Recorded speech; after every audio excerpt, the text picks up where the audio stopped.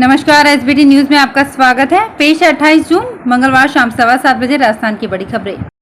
राजस्थान सरकार सरकारी नौकरियों में प्रदेश के युवाओं को आरक्षण देने की तैयारी कर रही है। इसके लिए कानूनी परीक्षण करवाया जा रहा है। मुख्यमंत्री अशोक गहलोत ने कहा है कि प्रदेश में पिछले कुछ वक्त से सरकारी नौकरियों में प्रदेश के युवाओं को आरक्षण देने की मांग उठ रही है, लेकिन सुप्रीम कोर्ट की भावना के हिसाब से कहते हैं कि वो ठीक नहीं है। मैं एग्जामिन करवा रहा हूँ। अगर ऐसी स्थिति बनी देश के अंदर तो राजस्थान पहला राज्य होगा जो हमारे यहाँ के बच्चों को पूरा आरक्षण मिलेगा।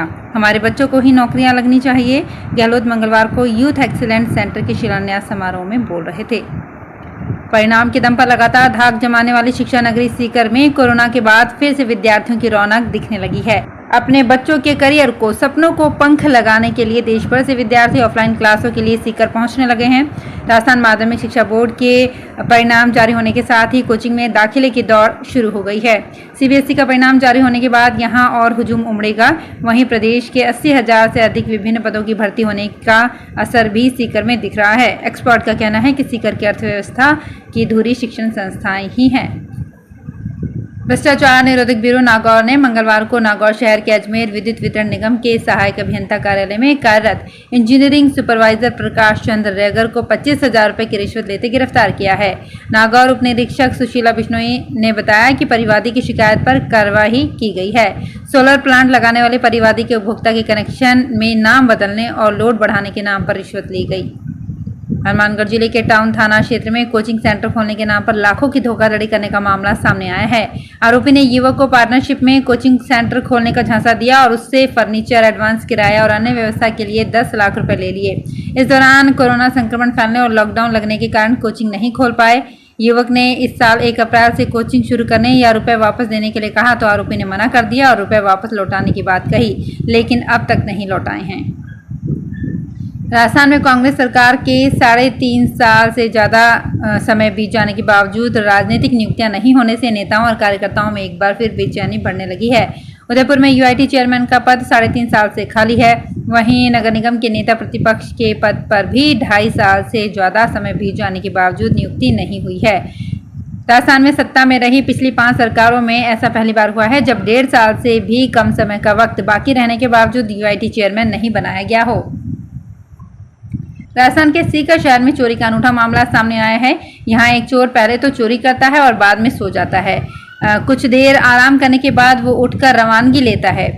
यही नहीं, चोरी का निशाना भी वो बार बार एक ही दुकान को बना रहा है। इस बार उसकी करतूत सीसीटीवी कैमरे में कैद हो गई तो इसका खुलासा हुआ। पुलिस ने चोर को गिरफ्तार भी कर लिया है। मामला सीकर शहर में किरण डिपार्टमेंटल स्टोर का है। इसमें वो 12 बार चोरी कर चुका है।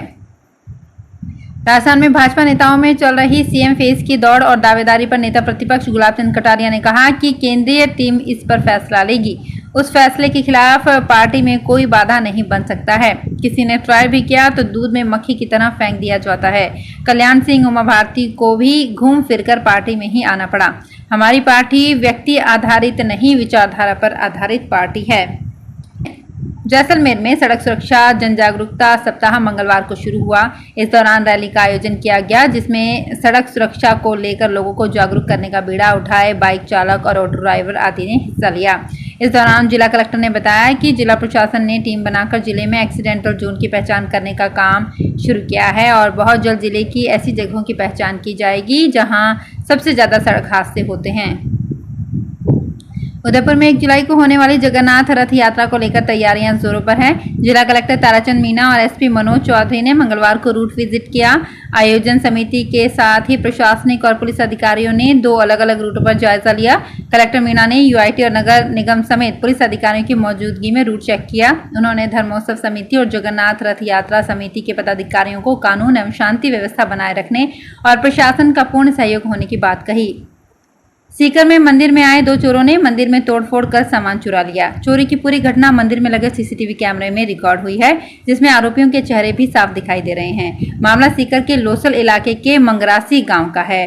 मंगरासी गांव के वीर तेजा मंदिर के पुजारी रामगोपाल ने बताया कि सुबह करीब 4:15 बजे नरेश कुमार और राकेश कुमार नाम के 2 युवक मॉर्निंग वॉक के लिए जा रहे थे। इसी दौरान उन्हें मंदिर का गेट टूटा हुआ मिला। दोनों ने इसकी सूचना ग्रामीणों और मंदिर के पुजारी को दी।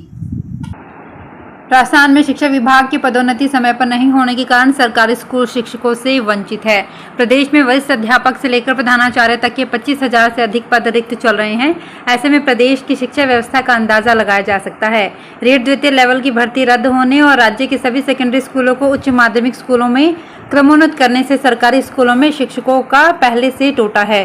राज्य में 1800 उच्च माध्यमिक स्कूलों को प्रधानाचार्य नहीं मिले हैं। चूरू जिला भी शिक्षकों की कमी से जूझ रहा है। एसीबी जयपुर देहात की टीम ने सोमवार देर शाम को चोमू शहर में कृषि उपज मंडी ऑफिस में ट्रैप की कार्रवाई की।